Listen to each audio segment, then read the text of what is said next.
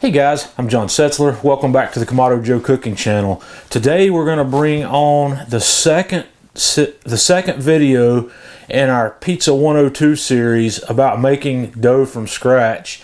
Our last video was the 0 to pizza in 2 hours. It was very quick.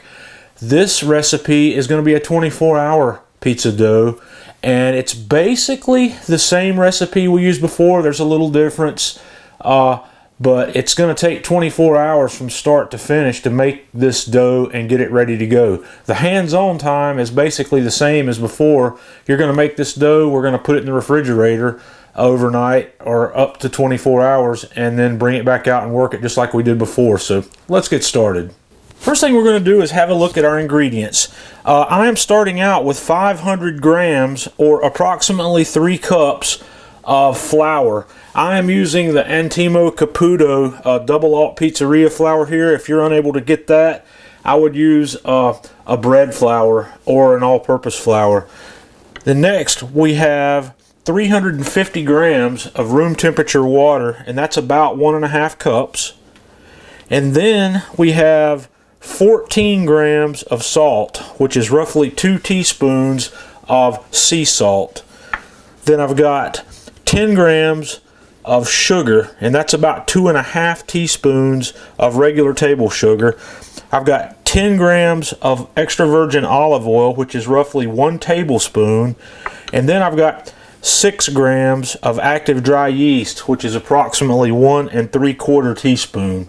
Okay, I've put my flour in the bowl of my stand mixer. I'm going to add our salt, our sugar, and then our yeast, and I'm just going to take my whisk and give that a quick mix. Then I'm going to add our olive oil and follow that with our water. And then I've installed the dough hook on the mixer, and on a low speed I'm just going to mix that till our dough comes together. After that dough starts to come together and starts to form a ball and most of it's incorporated, I'm going to raise the speed of the mixer to a medium speed, and we're going to let that knead with the dough hook for about 5 minutes.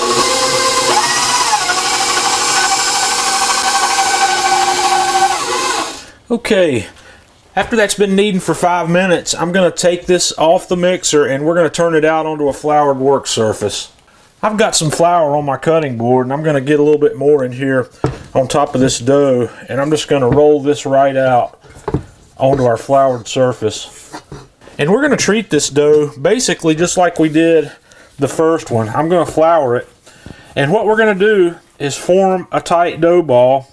You want to get flour on your hands also. This is a fairly wet dough, and until it sets up, it's a little loose, so keep some flour on your hands and on top of that dough, and just turn it and tuck it in as you go. And like I said, we're just going to form a ball, a quick and easy dough ball just like that. And the next thing I've got here is I've got a grease mixing bowl that I've sprayed a little bit of cooking spray in. We're just going to pick that dough ball up, toss it right in that mixing bowl, seam side down, and I'm going to cover this bowl in plastic wrap, and it's going in the refrigerator for 18 to 24 hours. Okay, I've covered that, I've put it in the refrigerator, and it's going to go in there for, like I said, between 18 and 24 hours. At any point in that time, we can move on to our next process. What we're doing here is introducing an ingredient called thyme that is often a flavor improvement. As we advance in preparing our doughs and building the flavor in those doughs, you will see that we use less yeast and then add more thyme to the process. That's a big deal in making flavor in pizza dough and breads as well. So we'll be back tomorrow to keep going.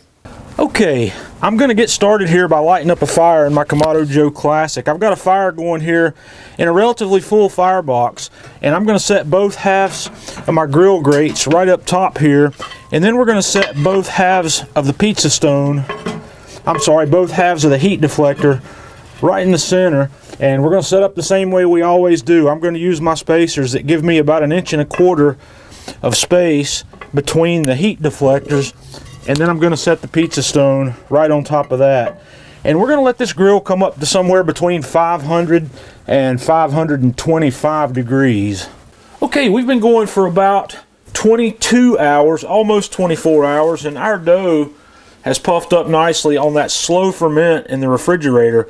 So what I've done is I took this out of the refrigerator, and it's been sitting here on my countertop for about 30 minutes, coming up to room temperature. So what we're going to do now, it's not there yet, so we're going to take it out of the bowl and put it onto a floured working surface. I've got my flour down, and I've got both of my hands floured. We're just going to roll that dough right out onto there and get both of my hands floured. And this dough's cold. It's actually easier to work. It's a little easier to work when it's cold. And what I need to do is I've got enough here for 2 large pizzas. So I'm going to do like we did in the beginning and spin that around and kind of fold that under. And then I'm going to take my bench knife and we're going to split that into 2 pieces. And then I'm going to continue, folding under, making my dough ball, just like we would. We want that nice tight skin across the top of this, and I'm going to do that with both of these. And then I'm just going to sprinkle a little flour across the top of both of those, and then I'm going to cover it with a kitchen towel, and we're going to let those sit here for 30 to 45 minutes. While our grill's still coming up to temperature and our dough's getting ready, we're making a white pie today, so I want to show you what we're going to do to start this off. I'm going to be putting some ricotta on this pizza. So I've started out here with about a cup or so of ricotta cheese. I've got 1 fairly large clove of finely chopped garlic, a half a teaspoon of salt, a 1/4 of a teaspoon of salt, and about 1/8 of a teaspoon of dried red pepper flakes. And I'm just going to mix all that together. And then I'm just going to set that aside until we're ready to put this pizza together. Okay, we've been going for 30 minutes here, and these doughs are ready to work. So I'm going to take that one and just set it aside. And then we're going to kind of get some more flour out here. And we're going to form this one up into a pizza crust. And to do that, we're going to do just like we did before. I'm just going to start punching down.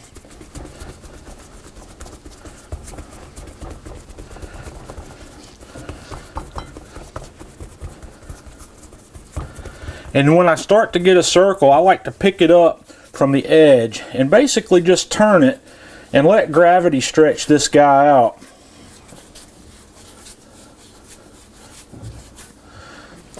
And then I like to punch it down some more and just keep picking it up and letting it stretch. And like I said, you can let gravity do most of the work here.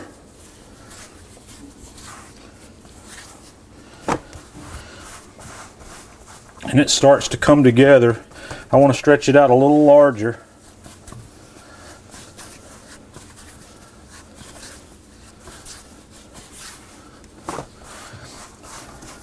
And it's getting close, so let's go a little more.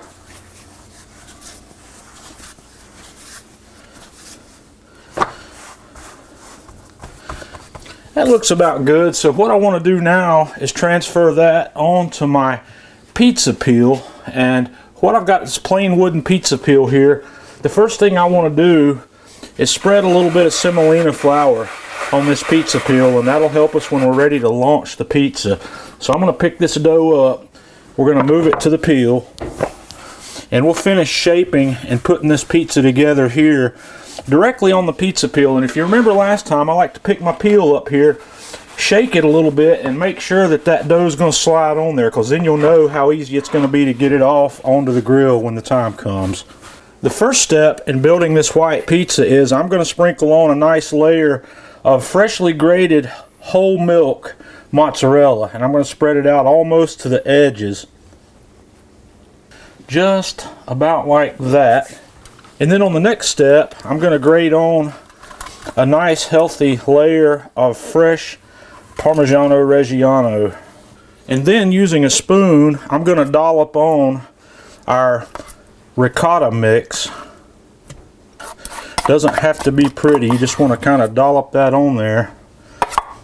And to finish these off, I always like to toss on a little bit of this Spice Islands Italian herb seasoning blend. Not a whole lot, just a little. And this guy is ready to go to the grill. I almost forgot one thing. I like to drizzle on just a little bit of olive oil across the top of that before we go to the grill. So now we're ready to go to the grill. Okay, our grill's cruising along right about 500 degrees. So we're going to launch this pizza right onto that pizza stone. And we're going to start our timer and go for 10 to 12 minutes probably. Okay guys, we've been going here about 13 minutes or so. And this pizza looks absolutely gorgeous. So I'm going to take it off and we're going to let it rest for a couple of minutes, and then we'll have a taste. Okay guys, it's time to cut this boy apart. That looks amazing. It's still really hot, so let's have a taste. Okay guys, it's time to have a taste test of this, but first of all I want to show you the bottom of that. It's absolutely perfect. Beautiful crust.